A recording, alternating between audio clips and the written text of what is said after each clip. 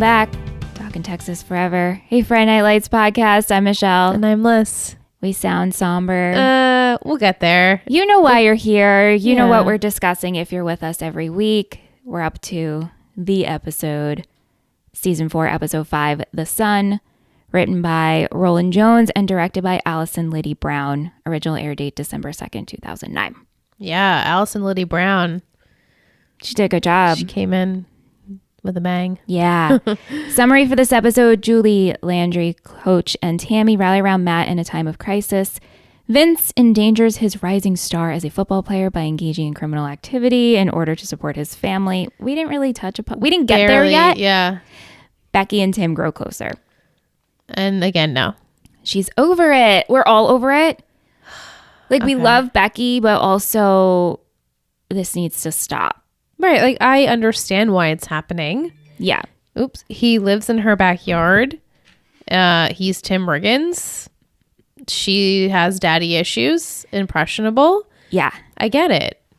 He's Tim Riggins. I am fully aware who this man is. If Tim Riggins lived in your backyard, at 15 or 16, I would be excited. we'd all be Becky. But I'd also feel like there's no way in hell that Tim Riggins would go for me. Like, I'm so young and, Right. you know? Yeah, well, But he's that's also... my brain. Yeah, okay, we'll get there. We'll get there. Before we get into the mat of it all, which I'm going to save for the last bit. Yeah. But how did you feel about this episode opening up with a Lions game? Because we leave off last week. We know this is coming. Yeah. Do you think it was good for story purposes? Let's get this out of the way. It kind of integrated Vince and all that. What do you think? Yeah. I mean, we could have had it at the end, but then would it be insensitive if it was at the end? Not insensitive, because obviously Matt's like not a real person. Like, he wouldn't care if we put that on the end of our show. Oh, I see what you're saying. You know what I mean? But I guess to end... Yeah, I mean, it just made sense to me. I was happy to see them open up. We felt good about them winning. Well, not winning, but, you know, doing really well. So, yeah. It helped with the mood. And then ultimately, you know what's going to happen. So it's kind of, you're happy at that fleeting moment. And then very quickly, it changes. Yeah, as far as like if we're just touch upon the game itself, we see Vince and Luke working as a team. They're on the field, and ultimately they decide to not go with the original gameplay. That was not smart, but in a way it was. It was, right? Because they do end up scoring a point, and which Stan was like, "Good play, coach. Good call." And coach is like pissed. But also obviously wants his team to make, score points. I like when after this happened and coach was like, do you want this to happen again? Get the ball. Right. And ultimately they do follow coach's orders. They do score more touchdown and points. They don't win, but they played a really good game for the Lions. Right. This is the best game they played this far, and it can only hopefully go up from here. And I like that we're seeing Vince and Luke like chest bump. Yeah. They're working together. They were. And they're like, who do you think you are? And Luke's like, just listen to me. Right. Like, I got this. Right. Yeah. The next day, Vince is awoken by a call by coach about his picture in the paper for being honored for co-conference player of the week. And coach asks if he can speak at the pancake breakfast for the Pop Warner kids about football. Just be there at 1 p.m. It's really sweet. But however, we do see... In contrast, Vince's home life, he gets off the phone. I thought you were going to talk about JD. No, not yet. We will get to JD McDick. But we do see Vince's home life of how he gets off the phone. He goes to make breakfast. There is no breakfast. There's no breakfast. There's no milk. There's no electric, water. No, there's nothing. And we see his mom passed out outside the apartment on a bench. And so Vince has to carry his mom in. It was not a struggle to lift her limp body. Just saying. Add it in, Liz. I wasn't sure. I was just sad saying. For Vince in that moment. But absolutely no. Absolutely look sad. How strong Vince's arms are. Definitely. No, so sad that this 16-year-old has to be a caretaker. Yeah. just like Matt is in a different way, you know. It's Right. just a lot on a person. Yeah. We then see Vince and Calvin meet up with, I don't remember his name, but ultimately they're learning how to steal cars. Damn it. So we can see where this is going. Yeah. And the guy gives him advice, don't panic, stay cool, and get paid, which later on Vince takes with him to speak to the kids at the Pop Warner breakfast. First we see JD talk to the kids, and are you okay? Yeah, sorry, Yeah. I had an itch in my ear. Yeah, and JD is like dressed in a nice shirt. He's got a button down, he's got a tie, and he's like giving advice to the kids. He's making jokes about his dad being the oldest guy in the room. He's taught me everything I know. And then Vince is given the award, and Vince, in contrast, is in a t-shirt, a chain, Yeah. and he's like, what do I say to these kids? They're like, just speak from your heart. Just Let speak them about know- the game. Just let them know how you did. And he's like, so here's my advice. And then the kids think it's great. Yeah, Fist pump. don't panic, stay cool, and get paid, which is like, this is a great slogan for life. For sure. Take this with you every day. Yeah. I loved it. But also Coach was proud. You could see Coach smiling. It was You like, know- just like, okay, yeah. Yeah, We got it. this. I have to say, at first, I thought that he was actually not going to make it to the breakfast, and because he was getting wrapped up in the car stuff. Yeah.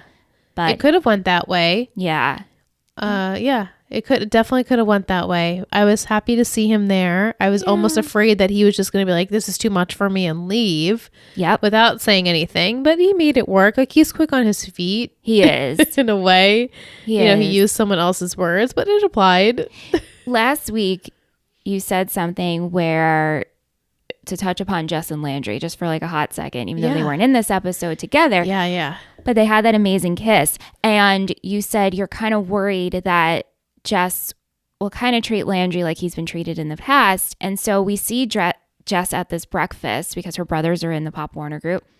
And when Vince delivers the line, like, don't panic, be cool, get paid, we see her smirk. Yeah, she laughs it off like, okay. Yeah. Uh-huh. Do you think something's going to happen with I them? still do. You do? I still do, yeah. Okay. Becky, she has her pageant. And so what made me LOL is when we first see that we're in the mall, we're at the pageant, and in the crowd, you see Cheryl sitting next to Tim. And Liz's reaction, I wish I filmed it. She's like, what is he doing? Why is he here? I don't like this. I don't like this. I just don't want him to, I don't want him to give her any mixed signals. Like, and as we see, which we'll learn, is that her father was supposed to come. Yes. He didn't. Yes. Luckily, I guess luckily Tim was there for support, but like, I mean, her mother, who is the one that we keep seeing doesn't have time for her, is there to support her, acting like she's higher than, you know, mighty here because she is in the picture, even though we've seen it, time and time again, that she is not necessarily invested in her kid's life. That's literally the first impression that I got of her. She's not involved. Right, like she's wrapped up in her own stuff and she's Yeah. working and Yeah. whatever. So do I feel like it was if her mom couldn't go and it was Tim that was the only one that could make it? Yes, I get it. But because her mom was there, I feel like we did not need Tim there. Well, it's interesting because I feel like when Tim gets, quote unquote, like into a family adopted, He's done shows this up. before. Remember when he was with the Taylors? Yeah, he's done this a lot. He just likes family. I know, and I think that's what it is. He wants to be a part of family, and You're right. I'm apologize, Tim. but He's like, but but I'm still giving you mixed signals. yeah, You know? and I think in Tim's own way, and I know I'm defending my Tim Riggins here. Yeah. He has kind of shot her down, like, hey, you should hang out with Luke, or Right. He has made attempts. but in the Tim Riggins way. Right. So it's like, are you serious? If I really tried, would you give in? Yeah. You might. And also now we understand a little bit more about Becky and her dad. Like, clearly she's got daddy issues. She's the poster child for daddy issues. Yeah. So Mommy works hard. Daddy's not around. Tim Riggins is in my backyard. Easy. that's the equation. That's it. that's A it. plus B equals C. Tim Riggins Tim Riggins. in my backyard. Yes. So much so that afterwards, We see Cheryl arguing with her ex on the phone. We don't hear his side. Yeah. And Becky's like, stop, let it be. She's upset. She calls Tim while he's at the wake at the Saracens. Well, yeah, he's at the wake. It's tricky. It's not good. The house phone. She calls. That means she looked up the Saracens' house phone to see where he was. And she called a house that was grieving. Yes, this shows how old she is. And she says to him, I didn't know if you knew the dead guy or whatever. I know. Which, you just don't say. I mean, me, even at 16, I still would never say that, but that's just me. She's a very blunt person, if you will. Yep. I was like, oh, Becky, you need to learn a lot of things. And again, Tim is like, why are you calling me? You know? Do you know what a wake is? And he can hear she's upset. And she's like, I just wanted to thank you for coming. It meant a lot. And he said, you did good. You're welcome, but I have to go. Right. Like, this is not the time to thank me. She could have thanked him when he got home that night. Right. Later on, when the boys take Matt out, which we'll get to, but Tim's in the backyard. He's drinking a beer. He's already just upset for what happened at the funeral home. And Becky tells him, I got third place. And Tim's just sharing how if you've ever felt useless before. And she's like, you're not useless. Close your eyes. Which I'm like, Tim, why'd you close your eyes? Why did you close your eyes? We know what was coming. And also, how does that make him feel not useless? Because he's good at kissing? Well, also, like, you're not useless. You can console me. Mm-hmm. Right. Okay. And this is probably, which I feel like we never talk about cringe scenes. This was a cringe scene for me. Yes. Well, because of the situation at hand. And she kisses him, and you said he let it go on for too long. I did think that it did go on too long. I think he was just taken aback and a little drunk. I'm not making it's like a drinking game. Like, how many times is Michelle going to say I'm not making excuses for Tim Riggins? But he does push her off. He does. A little too late. We're going to have a Toby situation here. Okay. Okay. That's a reference to our We Are Liars podcast. If you're interested. Yeah, plug. Yeah, I just feel like once you feel something about to touching your lips, then you open your eyes immediately and be like, wait. No. He actually did kiss her, I think. I would be curious. Like, write us in, please. Yeah. Do you think he kissed her back?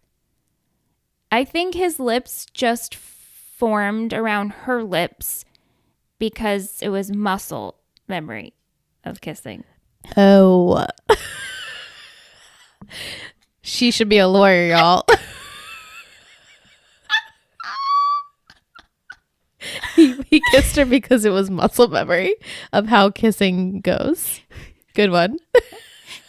Okay, anyway, after she gets denied by Tim Riggins, she goes to the gas station to try to buy beer and candy bars. And of course, she gets ID'd. And who walks in but shirtless Luke, because he just got hit by a paintball. He got into a fight with JD McDick. Yeah. I'm just going to call him McDick. Yeah, the rest of the podcast, the rest of the history of the podcast. Absolutely can call him that. Let's just break away and talk about that whole JD situation. And JD, and I now know his name, Kevin. Oh, Kevin. Okay, yeah. And they're like, hey, did you see who's in the paper? Look who I'm next to. I'm next to Vince. This should have been you. And Luke is just like, you're an asshole. And JD's like, I'm sorry, whatever. They make up. And he's like, hey, let's go paintballing. And so their idea of paintballing. Yeah, not the same idea as you and I. Or Luke. Because, thank goodness. And I think Luke just agreed to do this. And Luke is driving around while JD, McDick, and Kevin are using their paintball to shoot at mailboxes, cars, people. Even though that's where you draw. I mean, you shouldn't have done this. You shouldn't vandalize people's property. But if you're going to shoot a person. Yeah. An innocent walker. Right. He's like, your town's shitty. Your school's shitty. Who cares? Yeah. And then JD's like, we're not making fun of you. We're making fun of with you or putting you down with you. Mm-hmm. And then Liz finally, she screamed that she's arrived. I was just because after they start shooting things and vandalizing, I'm getting obviously progressively more and more angry. and not realizing, honestly, I didn't even realize that Luke was in the car driving because I was so hyper focused on JD shooting people. And then when he shoots the said individual, I was furious. And then I see that Luke's in the car and I was like, kill him, Luke. Like, do something. And I was just so, well, it was such a bad moment. It was a good moment for Luke. Yeah, because the best. Luke kicks them out. And then they're like, what's your problem? And then Luke gets so close to Kevin's leg and shoots him with the paintball gun. Yeah, how do you like it? Right. And then JD grabs the gun and he shoots him. Luke because that's how to retaliate. Right. Right. Honestly, it was close and you could have hit him somewhere where it would have made a difference and things could have went really bad. But like, how retaliating is shooting each other? They're dumb. They're so dumb, and it's really frustrating. And JD, I cannot stand him. No, everything about him bothers me now. His voice bothers me. This is not Jeremy Sumpter. No, it's just the fact that he is JD McCoy. Jeremy Sumpter, it's nothing against you. No, you're cool. You're doing a great job. You're doing a great job because I hate you. And we're gonna call him McDick from now on. JD McDick. Anyway, so because Luke's truck is covered in paintball, I don't know. Again, he went into the gas station where Becky is shirtless. Right, like he needed to check to see if he had like damage on his chest, but then didn't decide to put his shirt back on. No, and so he ultimately buys... It's not like he had blood on it or something. I know. He buys Becky's beer. He's got a fake ID. Yeah. And then Ain't that nice? He's like, hey, I'm Luke. And Becky's like, I know who you are. And then he's like, do you want to go to the car wash? Yeah. Do you want to go to the car wash with me at like 8 p.m.? It's weird. But, you know, I love Luke. We'll see. But also, Becky needs a distraction. Yeah, I was saying to Michelle, I'm like, where are her girlfriends? Where is just a friend in general that is not Tim Riggins? I remember what happens with her. I don't remember, like, for instance, right? And I'm just pairing to pair. I don't remember if like her and Jess become friends. Okay, yeah. I mean, it would make sense that you would include a new character with your, like, you would just make people have the friends, right? Friendship. Yeah, I would think so. To keep them in scenes together. Right. It would be weird not to. Right. I honestly, I know what happens with her. I don't remember if she has friends. Okay. Well, that's sad. I hope she gets some. Yeah. But things do happen with that one. All right. So now we'll get into Matt. We open with Matt and he's watching an old video of his dad sending a Christmas message and like, you know, hey to your mom and your grandma, and I sent you a gift. It was $50. And then you hear at the tail end of the video, like, okay, that's enough, as he walks off screen. Yeah. Like, that's enough. I said my piece. Yeah. Bye. Yeah. And so the next day we have people over having food. Buddy's talking to Matt about who his dad was. Like, he did a good thing. He was in the service. And you could just tell that Matt is just like zoning out. Overstimulus, you know, too many people. But we see Matt sitting and Julie's like, are you going to get up? You've been sitting in this chair. And at this point, Matt is dealing in the way he's dealing of, I'm numb. I didn't like this guy. How long do these things go on for? Plus he's what, 18? Yeah. Right? I get it. Like, I've been there. Yeah. So it's awkward. And so then a recruiter stops by to speak to Matt about his dad. And these recruiters feel that it's an honor to learn about the men in their units who have passed, and they kind of represent him. And he's talking to Matt about his dad, about like, oh, your dad was the funny one. He was the joker of the unit. And this really triggers Matt. That's like my dad? Yeah. You obviously didn't know him. You didn't know him. You have the wrong guy. My dad wasn't the funny one. And luckily Landry comes out and is like, hey, Matt, someone needs you inside. They thank the recruiter, and Landry tells him, like, listen, me and the Riggins clan. That's what he meant by that. I honestly was like, what does he mean by the Riggins clan? I just thought he meant Riggins. Yeah. Yeah. The best part of this wake was when JD and his dad stopped by Knock on the door. They open it. Oh, here's a gift basket on behalf of the boosters. Condolences. And Matt's like, are you serious? Not you, dude. You're not the one. Yeah, and they continue with, our condolences on behalf of the boosters. And he just slams the door in his face. It was He's so like, good. not you. Anyone but you guys. Anyone. And like he only dealt with them a little bit of the time. But, you know, it made an impression enough where he's like, you two? No. Well, also the fact of like JD's been such a dick to Matt. Like, oh, you deliver my pizza now? Mm-hmm. Oh, remember when I replaced you as QB1? Yep. Mm-hmm. And then you show up? Oh, on behalf of boosters. Right. Yeah. Exactly. Matt is also in charge of funeral arrangements, and I'm so glad Tami was with him for this. I was like a little surprised that Shelby wouldn't have been a part of this. I know, I agreed. Yeah, but Tami and Matt sit in the parlor, and we have the funeral director going over like pretty much like cream of the crop, primo plans, because his dad was in the military, and also you're going to have Veteran Affairs covering this. Ultimately, it would be like a $9,000. Right. Like essentially they would cover a portion. So why don't you get a nicer casket, nicer, you know, etc. Right. And then Tammy's noticing the breakdown and she's like, well, it's a closed casket. Why do we need visitation? Why do we need cars? We have cars. And we then learn that Matt's dad has arrived to the funeral home, and the guy's like, yeah, it'd be best if it was a closed casket. You don't want to see it. And then Matt, that really like now we start to see like Matt, like the wheels are turning, getting upset. And he was like, can we just wrap this up? My grandma's in the car. And thankfully Tami takes care of it.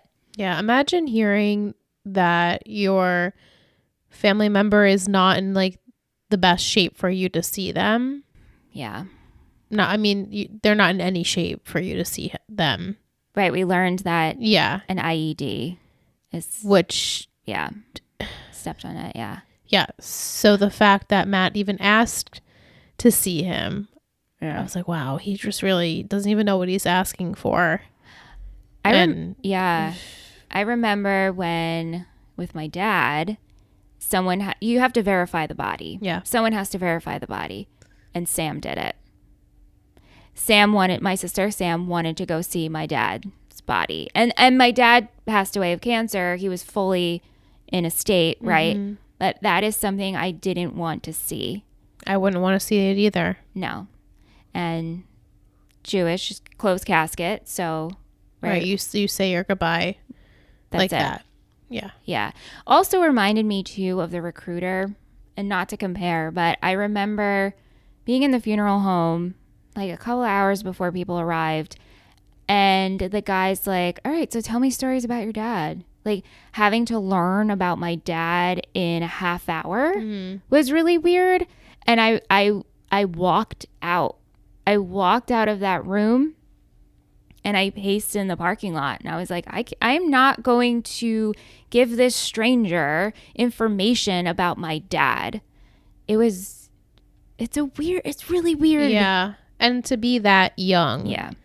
You know, like you're not fully understanding what is exactly going to happen and what is happening and how your future is going to be. Like none of that. Yeah. You're not prepared. You're never prepared for a death, but no.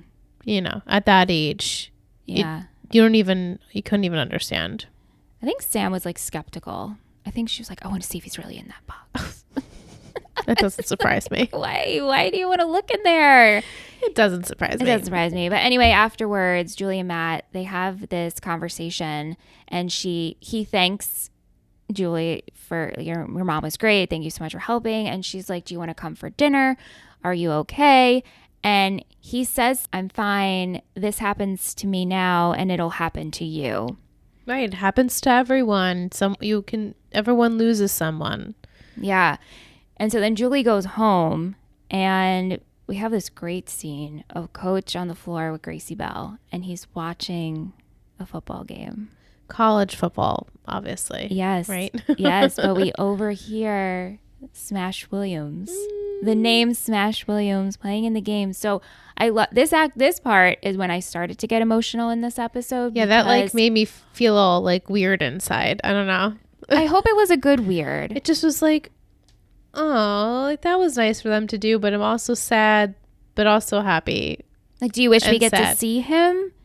It would have been sweet if like they kind of zoomed in on his face at like Yeah. after a play or something. He took his helmet off. I don't know. Obviously, we didn't need to go into all of that, I know, but but it was still good. I appreciated that nod. It would have been cool if we saw him at the funeral service. Right. Because Matt and Smash did have a relationship. Yes. I feel as though he should have been there over Lila.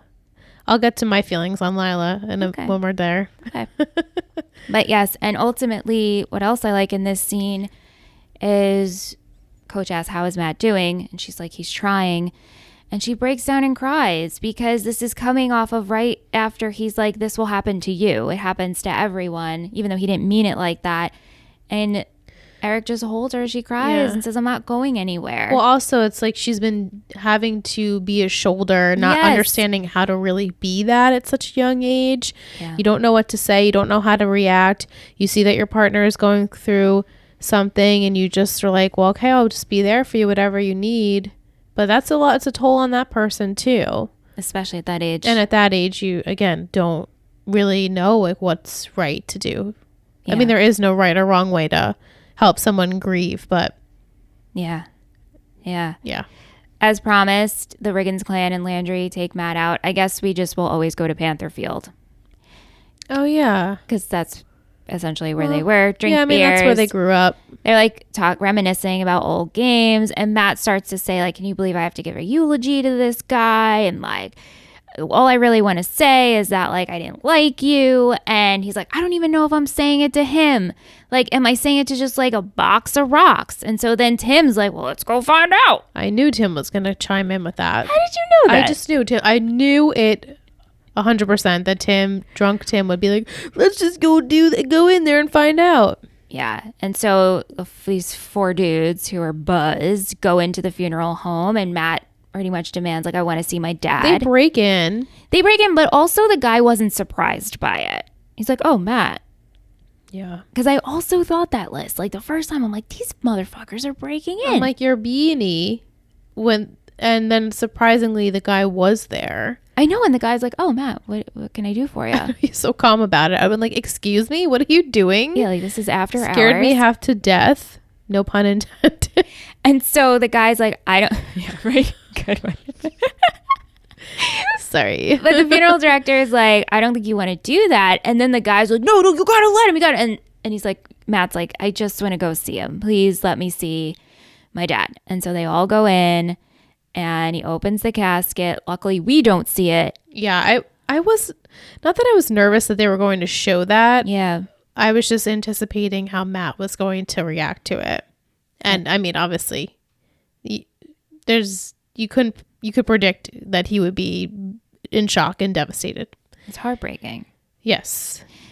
Yeah. And so he then stumbles over to the Taylors, and he apologizes for being late. They saved him a plate. This was worse. This was probably my favorite scene of Matt's. Yeah. And how at first he's like, he's like moving around his food. He's like, I'm hungry, but I just don't like my carrots. I don't like my carrots such food. And then he's just like, I'm having a moment, which I love. Yeah, he like announces it. I can't even imagine that anyone would be hungry after seeing that. You know, He's like not. he's a shell of a person. Yeah. Realizing, oh, I'm not okay. I've been like seeming to be okay, but I'm now realizing that no, I am admitting that I'm not okay. Yeah. And It's scary. I also like when he comes in that Coach says, did you drive? Right, because he knows he's drunk. Yeah. And he's like, no, I had a "No, good sir. walk though. No, sir, I walked. I walked. But Matt breaks down and he's like, I hate him. I hated him for so long. I put all my hate into him so I could be a good person, which like, you hear that. Like Matt Saracen, the epitome of a good person, right? The most least selfish person on this entire program. Yeah. And I want to be a good person to grandma and to strangers and to your daughter. And then he walks out, he storms out, and Julie's like, we can't let him hurt like this. Oh my God. I know, that's so sad. because she's like, I need to help him, but it's like you can't do anything. It hurts. Just be there for that person. Right. But it hurts when you love someone so much and there's nothing you can do. Nothing you can do. And that... Nothing you can say, nothing you can do. Yeah. The only thing you can do is just be there and, whatever they need from you. Yeah. And so Coach is like, I got it. And he walks out and Matt's just like hysterically crying. And Coach says, I'm going to walk you home. And he walks him home. And he puts his like arm on his shoulder. So cute. I love it. We get to the funeral, which is outside, and we have all of military things happening along with it. Pretty much everybody comes. It's a big turnout. Including Lila. Yeah, but also like Devin and other people we don't know. Mm-hmm. I just felt like it was a little bit more intimate. Like, why is Buddy Garrity there? I don't know. Like, well, Buddy was a booster. Buddy also hired Henry. He worked at the dealership for a little while. That's true. I mean, Matt was QB of the Panthers. Yeah, I know. Do you want to get into your Lila thing now? Yeah, it bothered me. It bothered you. You don't suspect that perhaps we're just setting something up? No. Oh, okay. All right. Hey, that's cool. I'll leave it at that. No, I didn't suspect it at all that they were setting something up now. Thank you for that. I thought it was going to, not like a one and done, but kind of just like, we'll put Smash's name in there, but then we'll bring in Minka Kelly for 5 seconds for her to say nothing, give Tim a look, give Matt a kiss on the cheek, and then off her merry way. She could be on the island for all I know. I know she's probably not. She's not on the island. Okay. Did I ruin that for you? No, you didn't ruin anything for me. Okay. I don't know. I think it wasn't necessary just yet, but I guess maybe in next week and obviously down the line, it will make more sense to me. Okay. That was my only gripe. Like, honestly, I never have a gripe with this show. And that was my only gripe. And it's not even really a gripe. I'll take it. Matt speaks, and he shares a very sweet story from childhood when he was 6 years old and he was in a supermarket with his mom and grandma and dad about toilet paper, and grandma wanted different toilet paper. And so then Henry stacked all up the toilet paper, and he's like, I guess she had to be there. It was funny. And he's Grandma liked it. Grandma liked it, and I'm sure Shelby liked it. And he's like, my dad was kind of private about those things, but what he wasn't private about was his 20 years in the service. I thought he did a beautiful job. Right. Like, I just kept saying he didn't have to speak at all. If he didn't feel like he ever liked this person, he didn't have to say anything about him. Well, but he did. Yeah. And he recognized, like, my dad missed a lot of things in my life, but he fought for our country, and it allowed me to grow up. And allows you guys to grow up because he's essentially protecting us. Right. Like, he fought for our birthdays. Right. Even though now he can't have his own. Right. Yeah. And the part that just icing on the cake, sprinkles / put a knife in me, Cherry. I'm done.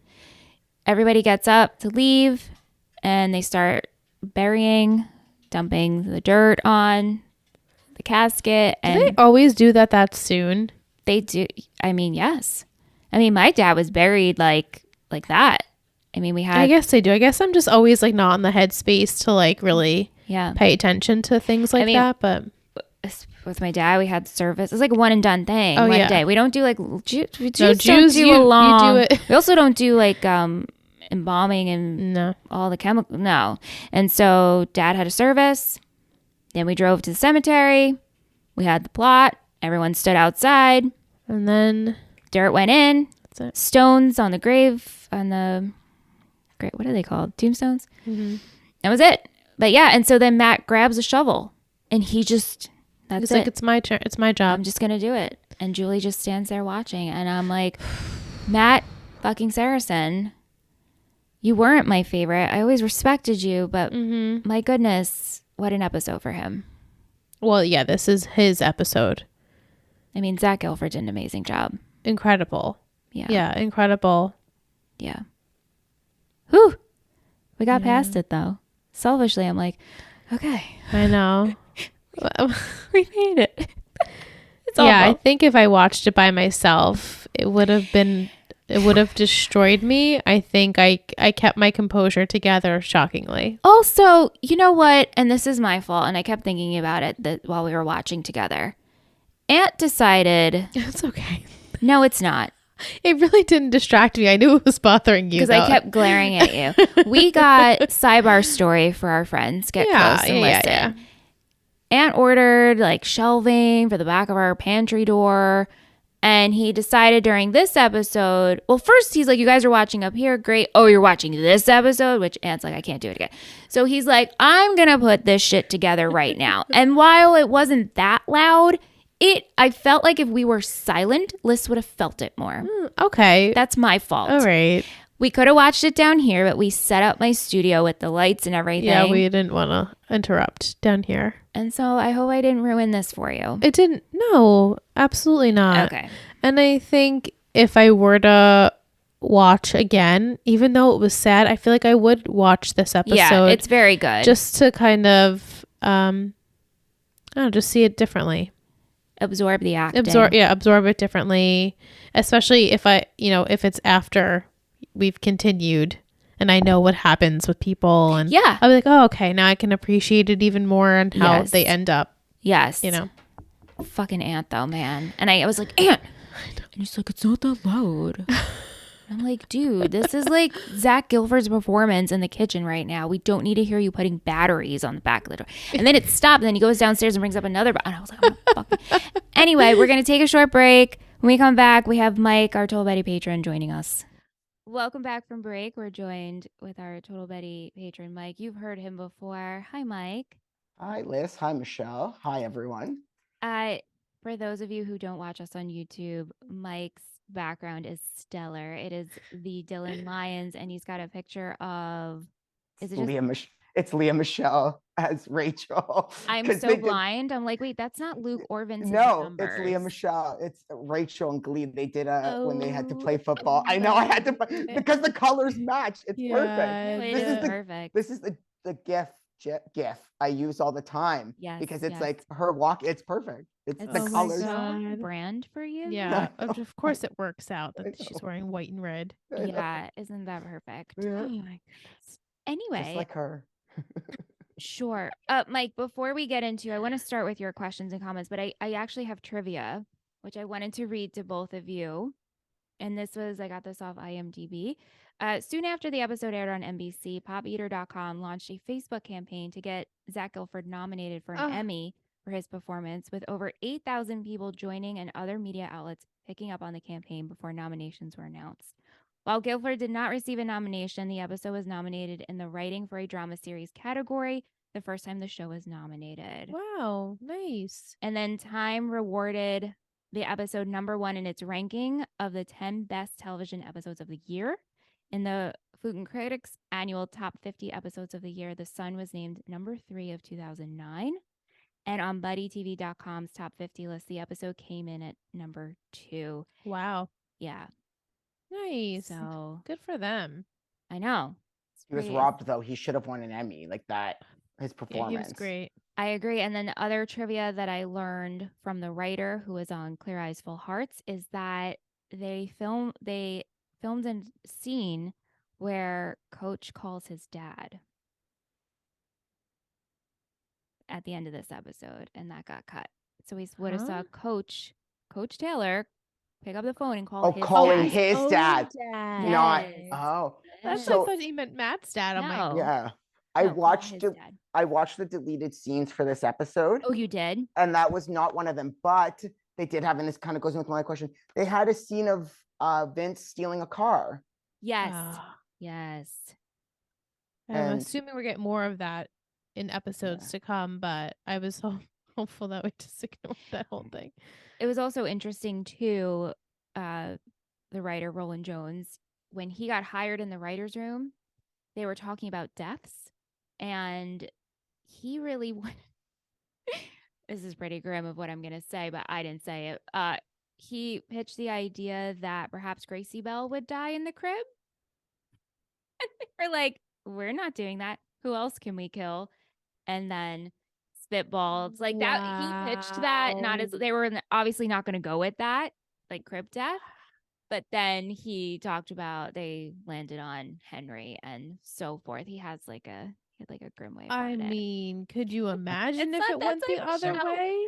I thought Grandma would have been the like first Same. choice they would have gone Right. with. I know. Why? Not that I would love to, that I would like to see it, but I would have assumed that You always thought she was going to go. she still can. But this is But at better. this point, Like, This is sorry, better. like for Matt's character, because like how he said, oh, we're gonna be jumping around here, but how he said, like, I hated him so much and I don't like hating people and I put all my hate towards him. So I feel like it had to be his Right. dad. Like it was just, I feel like if it was the grandmother, it'd be totally sad, but it wouldn't have a surprising effect on Matt. Like this, I don't think Matt thought that he would act like that this, like he would be acting in this way. I think this is surprising him himself. yeah, agreed. Absolutely agree. Before we get into questions and comments, Mike, I want to start with you. Do you have any questions specifically for this episode, for us? Yes. What do we think I know ages don't matter, like their thing, but what could the age gap be between Becky and Tim? Like max, what, 5 years? If she's in grade 9, that make her let's 14. just say she's the youngest, right? Like, let's say she's a freshman. She's 14 and grade he's 9. 18. Grade 9. Grade 9. You guys confuse me when you say like freshman, and so I was like, I don't know what grade. Grade 9. grade 9. Grade 9 minimum, right? Yeah. And Tim is 18, maybe turning 19. Yeah, because again, they just graduated from high school. Yeah. And this is still like fall. Right. So he wouldn't have turned 19 yet. So he is at max 18. Right. So it's about 4 years, maximum. Yeah. So it isn't that. It's not. It's not, because when you're in high school, you can date whoever you want and it's not weird. Yeah. And then when you graduate and you become of a legal age for other people to start dating you, that's when it's a problem. Yes. Yeah. So I just really don't like it, but it's not new news. They're not going to be a couple. Like, I know. I just want to squash it. I'm just like annoyed that it's even going on this long. It's just not an interesting storyline to me. Yeah. Like we brought Tim Riggins. We kept Tim Riggins and Dylan. Let's do something else with Tim Riggins. I don't need to get him wrapped up in this like drama of girls. Yeah, that was like old high school. Right. Yeah. Like he's a new Tim Riggins. Well, I think it's just to show like, hey, when you stay in Dylan, your life's the same. Your life's the same. You could have had it and you didn't. True. Same thing with Matt being like, I just deliver pizzas. Mm-hmm. But we can kind of see Matt, like we know Matt's going places at this point. Tim, we're like, but Tim also just wants to stay in Dylan. Right. That's his dream. Yeah, he doesn't want better for himself. Whereas like you talked about last week, Tyra, like she wanted to go to college the most. Like she wanted out of Dylan. She like fought for it. But yeah, Tim is happy to just be in Dylan. Right. He's content. Right. Have either of you been paintballing? No, I haven't actually. I've always wanted to go. Same. I just had this conversation with Randy because his bachelor party is coming up next weekend, actually. Holy crap, that's like really came around the corner. And they are going paintballing. And I was like, I would love to like do 10 Things I Hate About You. I know. But that we don't have any places really like that. I don't think we have any outdoor courses like that here. Not like 10 Things I Hate About You where it's like they're just paint balloons. Right. Paintballing is a totally different. It's like guns and they hurt you. Yeah, I got hit by a paintball gun in high school. Our friends were like, it was Halloween and the two guys just were like having fun and running around with paintball guns. And one of them shot me in the ass and I had a bruise. I had a big welt bruise. And he was like pretty far away. It hurt. My brother, him and his like high school friends, they tried to make they made their own jackass called like Canadian Made or something. I don't know. But in one of them, they like shot their friend. Like their friend was just like running in a field and they just shot him with a paintball gun multiple times, and then you saw like all the welts. And then they also used to like go shoot cars, and that wasn't ever. No, No. that whole part of the episode No. really set me off. Yeah, I was really frustrated. not Yeah. part of that. So I looked up, you know how Matt's constantly drawing hands? Yes. Yes. Well, I looked up what the hand symbolizes in art. And so according to Aristotle, the hand is the tool of tools. In general, it is strength, power, and protection. However, it can easily just mean generosity, hospitality, and stability, like lend a hand. And I think this kind of is fit, like, I think this is why maybe Matt's constantly drawing hands, because he wants some stability and like hospitality in his life. And that's what he's kind of like longing for. Like, I feel like he doesn't belong I feel like he thinks he doesn't belong anywhere. I love that. Thank you for doing the work, Mike. No problem. Yeah. That Michelle did not Yeah, do. well, because I thought Richard only liked the hand. Right. And Right. that's why he's just like hooked Yeah. on, let me like perfect and create all different kinds of hands. Yes. Because obviously that's where like my strong suit is or Mhm. something. Right. But oh, I love that. Yeah. Philosophical. I just wonder if there was like a meaning towards that. But maybe. Yeah. question for you, Liz, is Lila going to be around for a bit? We saw her. Mm-hmm.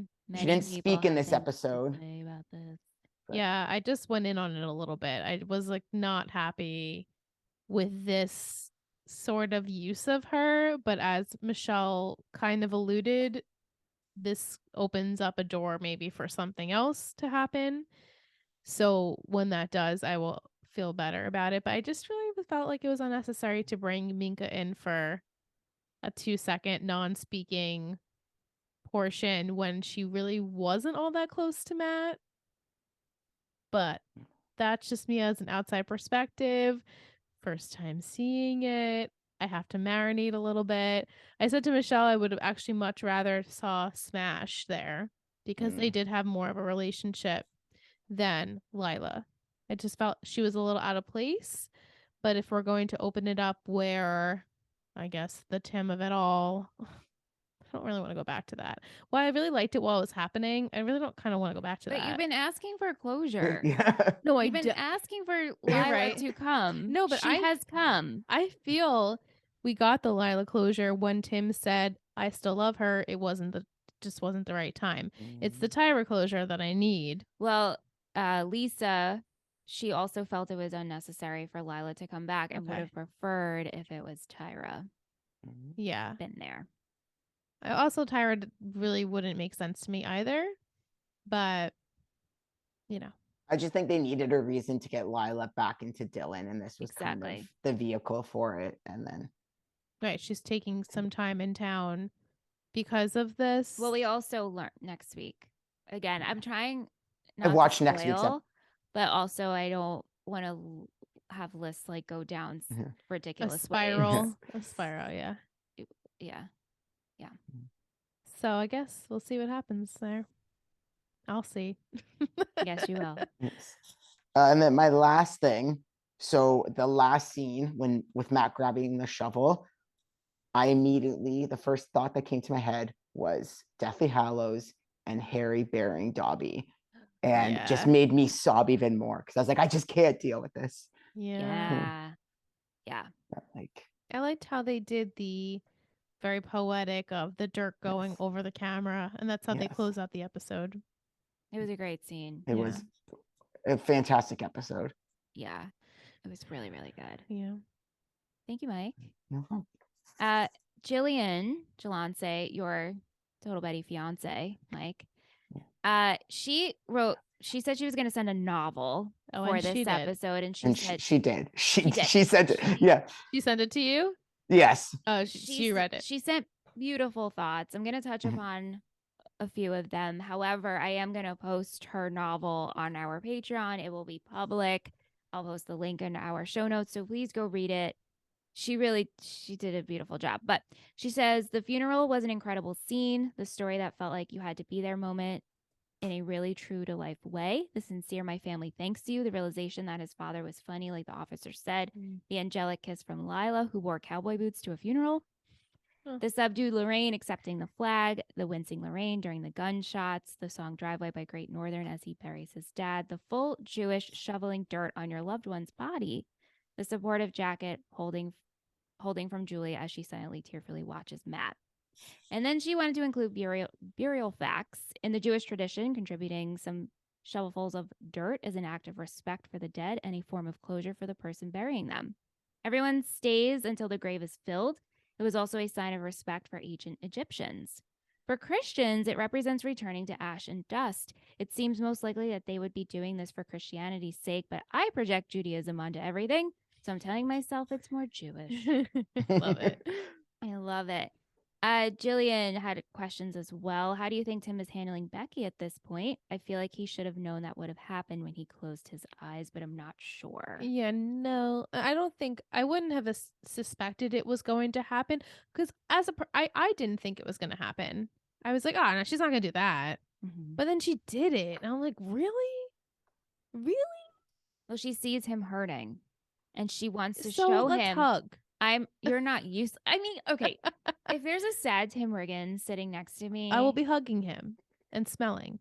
Yeah, I would do that too, actually. Smelling? Always, Mike. Always smelling. Always smelling. But a dirty Tim, like a sad Tim. It would be stanky, but I would be smelling. But like in that good way. We've talked about this. Yes. Too many times. Too many times. Yeah. I think he could handle it a tinge better, but I also know he probably doesn't want to ruffle up the feathers too much. I mean, he's living in her backyard. Right. So he doesn't want to make it so beyond awkward for himself and for her, but he does need to put his foot down. And as Michelle led me to believe that, I think this is it for that. And it looks like her and Luke. I mean, obviously I'm going off track here, but maybe this Luke thing will be a great distraction.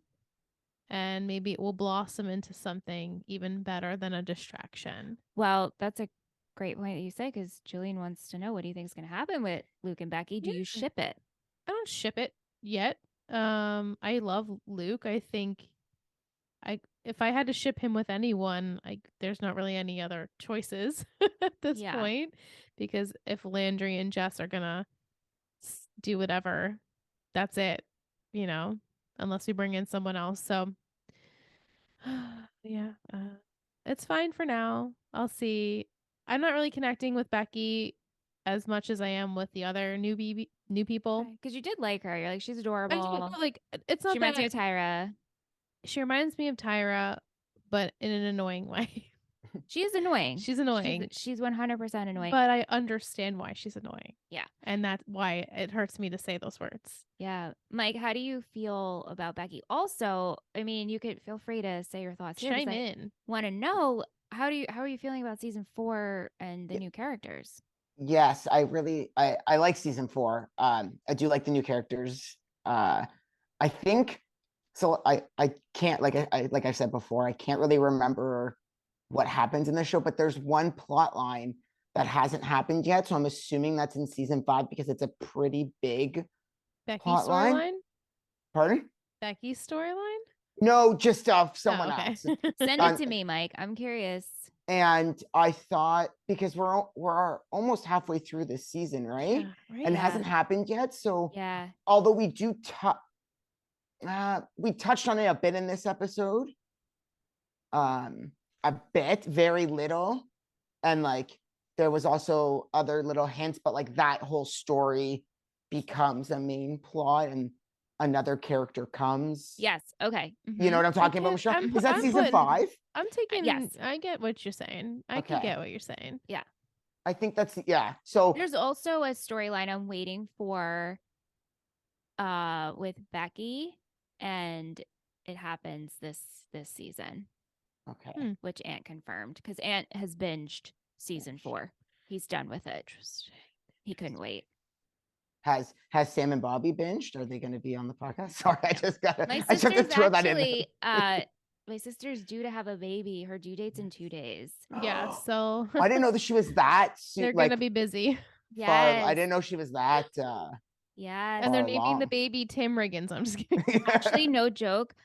They were at my house on Sunday or Saturday, and we were saying the baby's name, and I was like, can the middle name just be Tim Riggins? Like not Tim, not two, just Tim Just Riggins one is word. one word. Yeah. And so it would be baby name Tim Riggins, Rubenstein Cook, and we were I'm like, I'm just gonna call him Tim Riggins. Yeah. TR. Tim Riggins. TR. It's not Arthur. That'd be like Arthur. Oh, we can add Buster. that. I just keep adding more middle names Names. to the name, and let's just make it the longest name ever. But yeah, I'm glad you're liking season 4. Yes. It's great. Yeah. Yeah. It's definitely like a new like it's like refreshing It kind is of like refreshing. bringing it back to like its roots of a show because like everyone says season 2 season 2 went off the rails Yeah. a bit. So weird. So early on in a show. Yeah. And then it kind of just like then season 3 happened, which was kind of like an in the middle, and then season 4 it's like they just hit reset. And this was brought up before, I think not last no, it wasn't like maybe 2 episodes ago or the episode before that, but like this is one of the odd shows where they did it right with a new cast coming in and keeping old. They did it because shows do that, like they keep some of the old cast and then bring in a new cast, but it's always a disaster and it's never as good. But I feel like this is really, I feel like they did it right here. Like the new characters fit in, it like makes sense that they're there, and you still feel like you're watching the same show that you liked in season 1. Yeah. It's like the exception to the rule. It does. Yeah. Yeah. And it feels almost like it's season 1 again. Yeah. It does. But you like have a greater appreciation and love for the characters that are still there, and like the ones obviously that aren't gone too. Yeah. Will wants to know what is next for Matt after this emotional, heart-wrenching episode. He is definitely at a crossroads here. Well, I think that this event in his life is going to definitely change him. Maybe he is going to, for once, kind of in a way have closure with his father and let go of that anger, because now he's no longer with him, even though that whole time it was basically like he was not really there anyway, which is so sad. But that was their relationship. Maybe he'll realize that he doesn't want to stay in Dillon. I just see that maybe he will try to go to Chicago again. Good. Or just somewhere and pursue being creative. And I don't know about Julie. Maybe they'll follow each other sort of in a connecting cities type thing. I don't know. I really don't know what's going to happen there. I mean, I was so off with all of the relationships in a way. LOL. So I was like, Tandry, solid. I know. Solid. Yeah. That I was like, wow. Like a bold statement. They fooled me. Like I honestly did. feel like really tricked and let down by that. Like they really did fool me. It was trickery. It was trickery. That's how I feel. That's my gripe. Here, Chris, you wanted my gripe? That was my gripe. And again, I don't know the closure. I don't know what happened. In time, we'll get it, but it's not good enough for me. Okay. All right. Chris. Speaking of the devil. Yeah. He says back in 2009, the gross pay for Matt's dad at his position was $3,987 a month, plus other monthly incentives. It's a safe bet that monthly he was pulling in closer to $5,000 a month. You mean to tell me that he was so shitty that he couldn't even send $1,500 to $2,000 home every month? Matt's dad is forever the shittiest to me. Right. Like, what was he doing with his money overseas? That's wild. What are you spending your money on, right? I'm really also very ignorant to military life. I don't know how any of that works. But yeah, it would make sense that he would send some money home to his mother and son. I think he did. Just, I don't think the numbers were right. Right. They didn't get it right. They didn't get the numbers right. Like they didn't think about it. I think it was just yeah, I don't think they weren't expecting people to like dig deep and they weren't expecting Total Betty to really do a podcast on it. And for our great listeners like Chris to do homework. Exactly. Yeah, but thank you, Chris. He also sent emojis this week, the chicken leg, so I appreciate that. And he was also very angry about Lila coming back. He used the angry emoji. Okay, at least what I'm was not the alone. Point? What was the point? She didn't even speak. Okay, that I'm not alone then, because I felt like y'all were gonna like be like, well, just wait, it's Lila. but I felt Whoa. it. I don't like collectively think that everyone speaks that way. That was my interpretation Of in my Michelle. brain. None of you. None of you. None of you. But just like everyone who has seen the show before, they're like, just wait, Liz. And I'm like, but was that necessary? So I'm glad that I'm not alone in there. See, It's I funny. liked So did I. I liked that her like it was just like, oh good, like she was there kind of being supportive. Like it was kind of more of it's a small town thing. So I feel like you would go anyway, even if you weren't like super close with a person. I just feel like because it's such a small town and everyone knows everyone, you would just go out of respect. And I feel like that's like here I am. I know nothing about this the southern states, but I just feel like that's something about like a small town vibe. Like everyone, like there's a country song about how like a small town and it's like, oh, someone's on hard times. I forget how the song goes, but it's like someone's on hard times, so everyone they'll be like no, and people will like raise money or something, like they'll like support each other and like because that's what they do in small towns. So I feel like that's why Lila was there. I know. I felt the same. Yeah. I loved seeing her, and I honestly didn't remember next week's episode until I watched it. And I was like, oh, I just love seeing my people from the past. Mm-hmm. So Mm-hmm. Liz is like, I'm gonna remain quiet. Turning. Yeah. Turning. Okay. Vic wants to know, how do you grieve, alone or with people around you? Well, when my father passed away when I was 17, I had people around me. I had no choice. Mm-hmm. Like people were always around. So, and I feel like grieving is a very personal experience, is also a process, and it hits you in different forms. Still, I mean, you don't ever forget. Mm-hmm. And yeah, like it hits me at random times. So, yeah, you Yeah. guys? I think Yeah. it's, the distraction of having people around you that has always worked for me, of having just, again, like distractions. It's those times when you're alone by yourself where you're like, oh, okay, I'm really starting to feel them. And you can really feed into it and play into it. And yeah, sometimes like it could just affect you differently. And you don't really know how it's just going to come out of nowhere. And sometimes you think you're going to be sad about something and you're not. And you're like, why am I not? Yes. And Until Yes. months later, and you're like, oh shit, Yes. I'm exploding now. that's, Mm-hmm. That yes. And that is like, I remember my dad passed away in 2004. And yes, I was upset. And the year later, like I wasn't really upset. And the year later, I wasn't upset. And then Christmas of 2009, I was a wreck 5 years later. Right. Like, why? Why? It just caught up. Mm-hmm. Mike? Yeah, so I have two kind of stories. Just about like kind of you saying how things like kind of hit you at different times and like even out. So uh one of my coworkers who I'm really close with, her dad passed away in September. And on Christmas Day, I had messaged her and I was like, hey, I'm thinking of like extra especially thinking about you today. And I talked to her after and she's like, honestly, Christmas wasn't hard. Like you were just kind of busy with everything else. You didn't have time like Mm-hmm. it to hit because thinking like that's the first like big holiday without like your dad, but it was like different. But like I know, like I don't even want to think about future, but so a past thing. So I kind of had talked about before this podcast, and I'll just bring it up. But my uncle just passed last week, and he lives like 8 hours away from like where I grew up. So we weren't really close. Like I didn't see them all the time. But it's still like an uncle. But um, when what where am I? Oh, and this I was saying how this is kind of like the first like sort of real funeral because it's only ever been like a great aunt or uncle or grandparent. So my when I was 2 years old, my mom's dad and my dad's mom both passed. Um, so I didn't know them. Like I have no memory of them, nothing. But my dad's dad, he died when I was 6, turning 7, and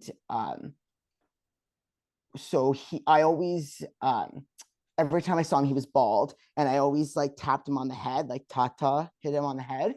And I'm hopefully I don't cry when I say this, but there's a picture of um, all the the grandsons, sorry, minus the two that live in Montreal, but the grandsons that lived in London, and my grandfather. And I'm like maybe 4 years old, and he's holding me, and I'm like tapping him on the head. And we got it developed, and it's in a frame that says like, I love my grandfather. And I brought this in grade 11. I was part of like a peer support program with my high school, and we had to bring a thing that was like sentimental to us. So I had brought this, and I had said like, I'd always tapped him on the head, and that's just my only memory of him. And at his funeral, my dad had like picked me up and said, do you want to tata no one more time? Because like that was it. And like just thinking of that like brings tears to my eyes and like chokes me up, even though it's been like I was only 6 years old. Yeah. So that was so long ago. And like I didn't really have that many memories with him. Like you hear, I'm the youngest, like I'm the last born grandson on my like grandchild on my dad's side. So everyone else is 4 and more older than me. So they've all had like memories with my dad's parents. But like I really only remember my dad's dad, but I only really remember that one thing. So like that's kind of the thing. And like it's still choke, and like seeing that picture, like my mom has that picture framed on the fireplace. It's like center and stuff. And I actually want a copy of that picture to hang up. But it's just like just that kind of triggers it. And you're just like, it's been all these years. And like that's just my one thing. And I just remember the funeral, and I can totally just break you down. Yeah. I have all these home videos, and like when I revisit them, like I can't watch them. I really can't. Like I am a mess because you just transport it back. Hearing his voice, or yeah, okay, we should move on. That's the one thing I wish voicemails. Yes. I wish they kept them. I don't know what it's like for you guys, but voicemails they delete after. Like for us, they only stay for 10 days on your phone. You can't save them? Can you download them? No, I don't think so.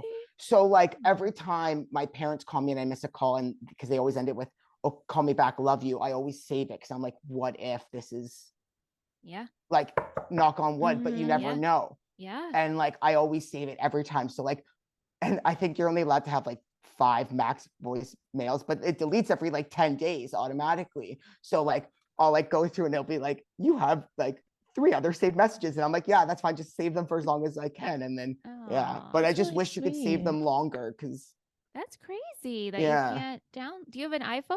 No. Oh. Yeah, I was going to say, I definitely have voicemails in there that have been in there for years.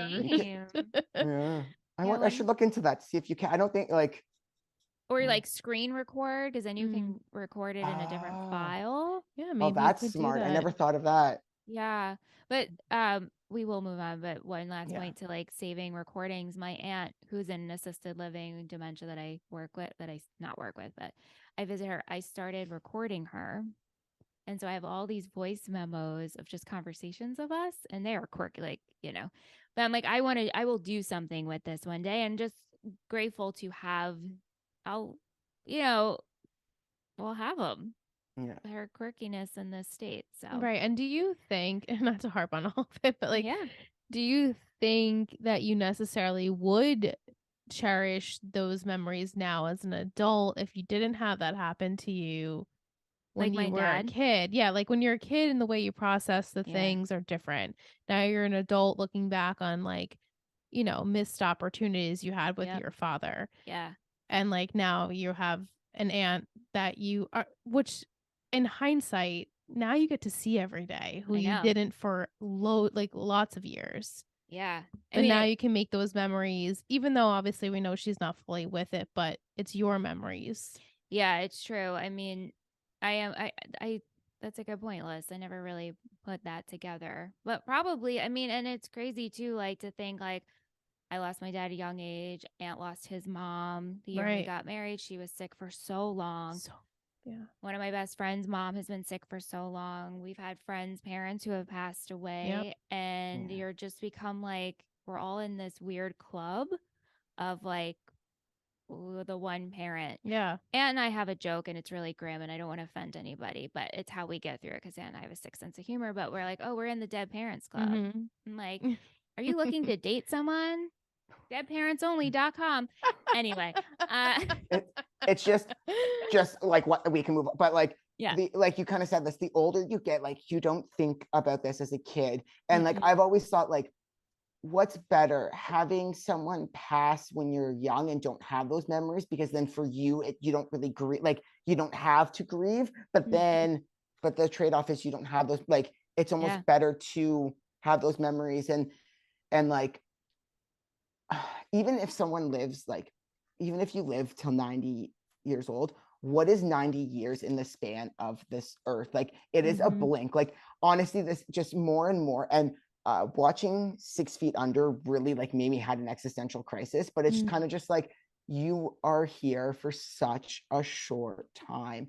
Don't waste it. Don't miss those opportunities, and don't be angry. Like don't have anger, because like what's the point? Right. Like it's just like, what, you're not gaining anything. Like why? Like something can happen tomorrow to anyone. Like that's why you should always tell they always say to your friends, like always tell everyone in your life that you love them, because you don't know if it's the last time. Never go to bed angry, like never go to bed angry at someone. Just always, guys, we were getting really deep. I know here. we're like welcome to the therapy. It's kind of like a therapy. But you're on the couch, like you need it. But it's true though, and we will move on. And we've said this a lot of times. We actually will move on. But when I didn't get to say goodbye to my dad, and so for a couple of years after, every person who left my house, I had to make sure I saw them face to face and they said goodbye to me. That's wild. Like now, I'll like Irish goodbye parties, like no one's business. Yeah. But it is true. Like you go through this and things stick with you, and I'm definitely, it's well, we're gonna segue into another question. It's not really a lighter note, but I'll take it. Whose funeral was sadder? Not the person, but the situation, the people grieving. Keith, Caleb, Fred, Bart, or Matt's dad? I laugh because who's Fred? Oh, Riverdale. Oh, that episode broke me. Yes, that was terrible. I don't even think about Caleb. Fred. Wait, Caleb, Bart, Keith. Which Bart? Fred. Which time for Bart? That's true. Which time for Bart? Matt's dad. Okay, so not the person, but the situation. The people grieving. Okay, well, I mean, I was gonna say Quentin, but he wasn't in that. No, lineup. Quentin broke. We talked about this yesterday. Quentin broke me. Yeah. And when she can't have two dead moms, when that happened, Ellie. that Ellie's was like broke me. Not a funeral, but Peyton. Gosh, let's just torture that girl. I get. Well, Fred, as I said, that is a blur, but I remember really being broken from that because it was Luke Perry. Died. Yeah, that's what's like. It's like Corey's. I mean, we're segue again, but like when I think of like Corey's death, I think like I remember where I was when I found out. Like I was like I remember that day, and everyone literally waking up next morning, and every single person on my friend list being like, I'm so sorry. And I was like, I don't know the person. Why are you saying sorry to me? Like, but everyone was, but anyway, we're digress. But I think it's a blur, but I was just in straight denial there. Well, same. I was with you on that. Straight denial. Bart, who gives a shit about Bart? Caleb, I mean, it was Kiki who broke. Yeah, I was sad for Kiki, but I mean, Caleb wasn't that great of a person. Right. So I'll just say Fred, sure. I don't have a good answer for that. What do you think? Caleb, because it was just everything. Like Julie ran into the, like she was going to dose him, but then she changed her mind, and then she walked away, and then then Kiki just like, and then Ryan being like, yeah, because my mom could, and then Seth, just that whole part, like, Well, also Jimmy. Like the whole thing with Jimmy and Winter Hill. Oh, I was like, Jimmy Cooper. Yeah, no, that was with his mom. Yeah, no, that to me, like One Tree Hill deaths were pretty terrible. Yeah, like I can't watch 316. I'll never watch that episode again. Same. And because I like can't go through it. It's too hard. Yeah. Well, thank you everyone for your questions. And thanks for listening to our therapy session. Yeah. Favorite quote? What do we have? Mike? It's just okay. So this quote, it's funny because I literally said it the same time the character did. And I don't know if it's because I remembered, like if it was a memory triggering, or if that's actually just how I respond, but it's just wicked. I loved that too. That cracked me From the up. Wicked, it's just Wicked. I And said the same thing. I said it right away with the yeah. TV, and I was like, "Wait, is that?" Yeah, but that was my favorite quote. Yeah, that I love that too. I had that down, but I had, "What's your name, JD McDick?" McDick. I had Matt. Stuff happens right now. It's happening to me. Someday it's going to happen to you. Yeah. Yeah. Coach's corner. What do you have? So I had a silent one, but Mhm. when Coach was like, "I'll walk you home," and then he puts his arm on Matt's shoulder, I was just like, Yeah. Yeah. Yeah. I didn't choose that one, but I love that moment. I picked when Tami helped Matt out at the funeral Yes. home Queen. "Yeah, because she really coached him and was like, "Go to the car, I got it." Yeah. yeah." Jillian had a good one. Vince taught JD McCoy a lesson about how being swarmy doesn't make you popular. Like, He is popular though. Yeah. but with the kids, because the kids Oh, love well, Vince. that's true. That's Yeah. true. That's true. I'm like, but he is popular, but not in that capacity. Yeah. MVP and shittiest. So I have a tie for MVP, and if I combine them, it still makes one of their name, no matter how I like combine it. Because Julie or Tami, it's still, if you take out Jewel and put the E under Tami, it makes Julie. And That's then, true. if you say Yeah. Tami, yeah. I picked both of them. Tami for the funeral scene where she just was a boss, and then Jules for just being that support, like for just being that supportive girlfriend, and like that scene with her crying when Matt leaves, and she's like, I don't know, like I need to do something, and yeah, It's Yeah. great. I actually chose Luke. Okay, I love that. Yeah, I Yeah. felt like he finally stood up to the bully JD, Mhm. kicked him out of his car, Mhm. and I look forward to more moments like that. Like I feel like it was a really good like character development for him, and he's pretty confident with Mhm. Becky, Mhm. which I like. But my blue ribbon I did give to Matt. Just I felt like he's like the MVP of the season in a way. Like he's like he's like from the beginning the MVP. Yeah. Like where the story kind of really starts with him and the Jason Street stuff. So I just feel like overall, like he's like the show's MVP. Yeah, I chose Matt for obvious reasons. Yeah, Yeah. Shittiest. McCoys. McDick. McDick. Just No, but them showing up at Matt's house with the flower this from the boosters, are you kidding me? Are you so serious? funny. Yeah. Like I loved you it. wanted Matt off, you wanted, like, you made your son become QB over Matt. Like, why would you? Yeah, no, Yeah. no. He's like, you people? Hell no. Slam Closes door. the Lisa chose Becky. I'm gonna give it to Oh. Becky. She called Tim at his friend's house during during a wake. Like, what the fuck? I know your mama raised you better. Top that off with kissing Tim at the end. I didn't like her this episode. Yeah, I didn't particularly like her either, but I understand her actions, and JD's actions are just a no-go He's a douche. in my book. Like that's it. Yeah. That's it. I wonder if Katie's on the island. I don't remember. Yeah, right? Like we never see her. It's just the two McDicks. Yeah. Ugh, can't wait to just keep calling them McDick. It makes me feel better. McDick.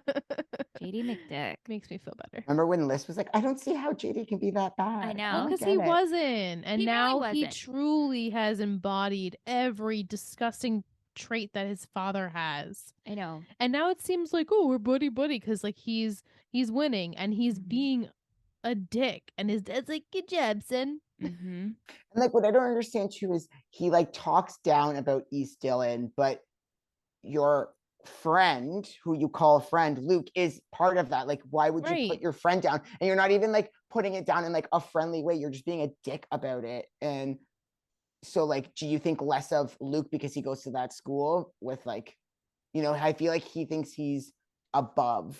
Right. He does. Like, I mean, he yeah. says it. He's like, we Yeah. know the school you go to is shit. Yeah. You know that.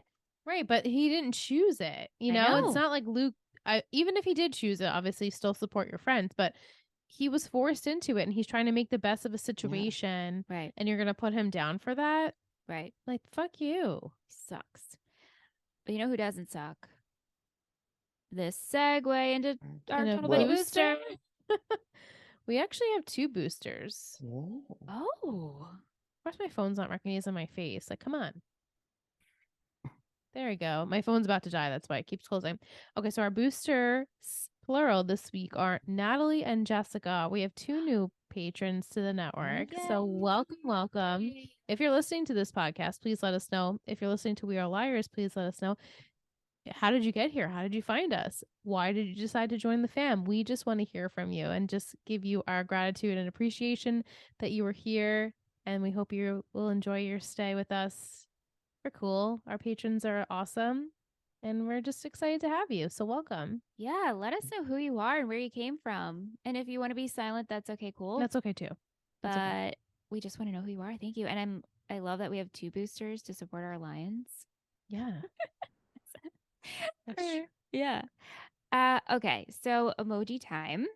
To pair with this episode, what were we thinking, Mike? I feel like it's on the tip of your tongue. Yes. So at first I was like, oh, let's do a shovel. And then you can make the thing like, put down the shovel. You found the buried treasure. And that's Listen, Michelle. But there's no shovel emoji. I know. So then, yes. Ready? Yes. A carrot, because Matt doesn't like his carrots touching. Just like carrots, this podcast is good for your eyes. And when you have clear eyes, full hearts, you can't lose. And you Beautiful. Can't lose That's with this podcast. That's it. That's it. That's it. That's it. That's it. And what we're clapping for, if you're new here, we like to pair an emoji with our episodes to hopefully, we want to know you got this far. So drop that emoji in an email. We have people who send it to us in our DMs on Total Betty, which we're so appreciative. Chris sends them we love it. Sending it in the email. Also, if you're listening on Apple Podcasts and you're enjoying and you want to leave us a review, we would appreciate it. Rate us 5 stars. You can just use this beautiful review that Mike just provided. That was really good. That was so good. And I'm really excited because we do have a lion of the week. Ooh. Yes, we do. Are you ready to hear? They're not lying. They're a lion. They're not. That's right. Okay, so Flying Through, 5 stars from Spain's Mata. I love these ladies. They are great storytellers. They are great storytellers. I am flying through this podcast after finding them on 3 Gossip Girls. They are doing justice to FNL. That means so much. Especially that you came from Gossip Girl to this. I know. You're crazy. Thank you. Liz, what are they? Who was the person? Michelle knows what I'm trying to get at, right? Yeah. I am. I'm like, the line. That? Thank you. Oh. Thank you. Thank you. What did I do wrong? Thank you. No, you didn't do anything. There it is. Yes. Thank you. Thank you. Thank you so much for leaving the review. We really appreciate it. What? Back up. Sorry. Okay. Before, are you moving into? Not yet. I was going to give Liz the title for next week. Okay. Yeah. Should I do that first? He's like, you go. I feel like we're co-producing right now. So Mike, you tell me. Like, well, I have what I always do. I know you have like a little something. So you do it first. Yeah, do a little something. First? Yeah. Okay, so I did an ice cream for this episode. So the what I picked was Laura Seacord's Super Kid. So this is banana blueberry. What was that brand? I'm sorry. What? Laura Seacord Super Kid. Laura Seacord. It's our ice cream chocolate company here in Canada, and their flavors Super Kid. Okay, that I got. Laura Seacord. Laura Seacord. You know, like the person who she's like it was in history. She like told the British, or she told the British the American. I don't know, something. There was something. Oh, my history friends are probably yelling at me. But we had these little like our heritage moments back in the day on like Canadian TV. And there was this thing on Laura Seacord, and my friend taught these Japanese. My friend taught these Japanese people that Laura Seacord like saved the British or something, and he taught it wrong. And our other really good friend, who was like a history major, is like, that is not correct. They just did like a brief thing that was not correct. Anyway, so they named a chocolate. There's a chocolate factory named after Laura like a Seacord. chocolate. Laura Seacord. She's a real person. Oh, she's still got a question. Bagged milk? Is this about bagged milk? No, not Mike. Gosh, there's more layers to me than that. I was just going to ask, can you please provide a picture of this? Like Laura Seacord? The heritage moments? The heritage moments. The brand, the brand logoing? I mean, I kind of was the heritage moments are like kind of funny. They're like a staple. Like like the brand of the chocolate and then this ice cream flavor. If you could just provide a visual aid later on in our group chat on Discord. Okay, continue. So Super Kid. So it's swirls of like banana, blueberry, and strawberry ice cream. Oh my God, So sounds so good. Yes, it's delicious. So I picked, and they put a little chocolate on top of the when you have they put a little chocolate on top of the Laura Secord chocolate. It's like her face on it. So I picked this because Super Kid is kind of like a hero sounding name. So I wanted something for heroes because Matt talks about how his dad was a hero and they're able to like live because of people like that, like people like his dad who fought. So I wanted hero, but then I wanted kid because Matt is like Matt's so the kid part, the super represents the heroes. And those are all kind of forms. And like JD, or well, JD's not, but Vince, they were like a hero to the kids because they were in the paper. And whoa, what just happened there? Mike's becoming a super kid. Did you guys see me go purple? You're becoming Yeah. Veruca Salt. Oh my God. I mean, no, it's not Veruca Salt. It's Violet. Violet. You're turning Violet. Beauregard. Yeah. Violet, you're turning Okay. Violet. So, and Matt's like a kid. So kid was why I picked that. And then banana. So I picked banana, blueberry, strawberry, 3 flavors, 3 kind of key people, players in this episode. So I picked the blueberry for Matt because blue sadness, kind of how it is. Strawberry I picked for Becky because I don't know, she kind of just think like with her pageant and everything, she just kind of comes out like as a strawberry. I don't know why, but I just think of like a strawberry. Sure. And then banana is a key one, and this is Luke and Vince together, because a banana, for those of you who know, there are 7 stages of a banana. They go through different stages. So you start and I feel like we're getting different stages of Luke and Vince. And so green is stage 1, a green banana is stage 1. So that's kind of like where they're starting at. And as the episodes are going, they're changing and they're going through different phases kind of together, like separately and together. Like they're now kind of playing together. Like they had that play at the start, you know, they're playing together, they're evolving, they're changing, and it's getting towards the better side. So that's kind of why I picked this ice cream. Wow. Like, I have to ask you a serious question. What are the 7 stages of banana? No. Oh.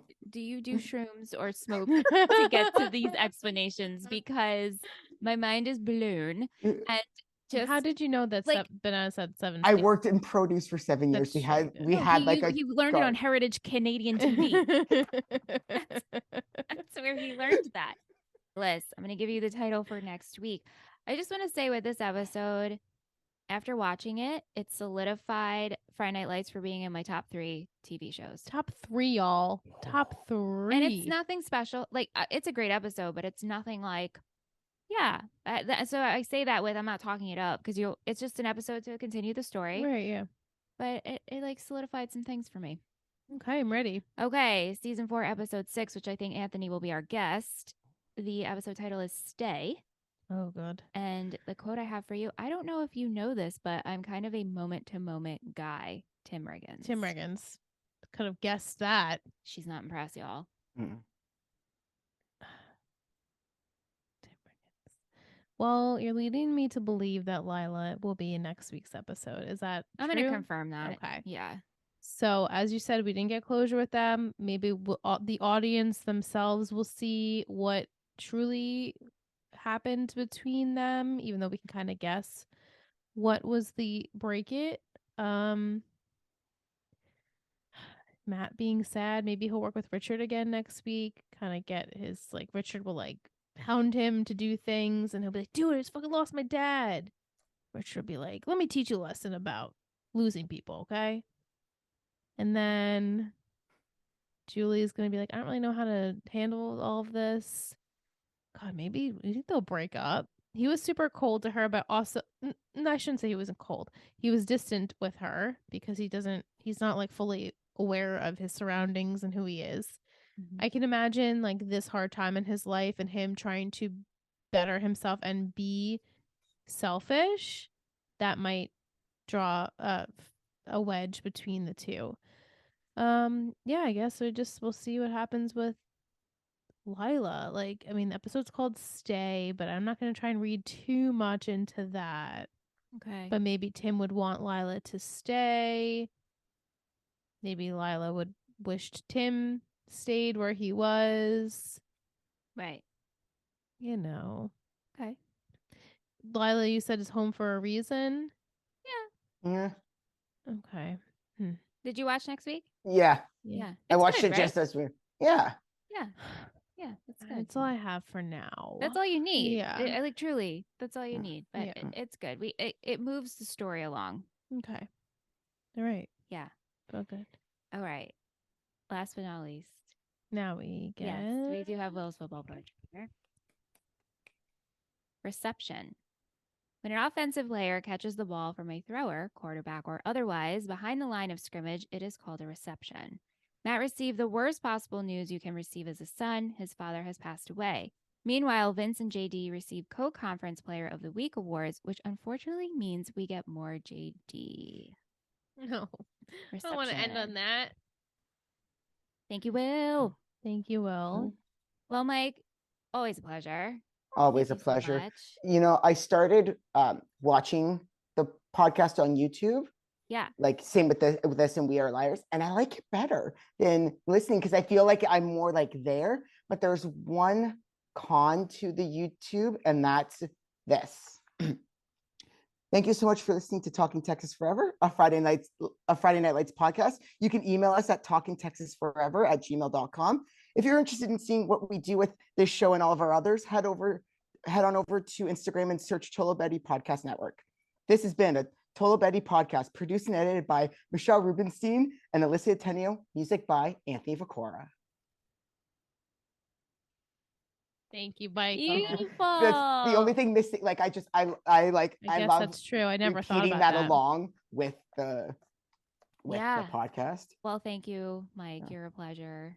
We Thank you. adore you. It's always a pleasure to be on here. All the things. I'm so glad you're here for season 4. Maybe we'll see you again because we have lots of patron guest spots open, and especially going into season 5. Yeah. If you're enjoying the show and you want to be a part of it, please send us an email. We love your emails, talkintexasforever@gmail.com. Send us your questions, your comments.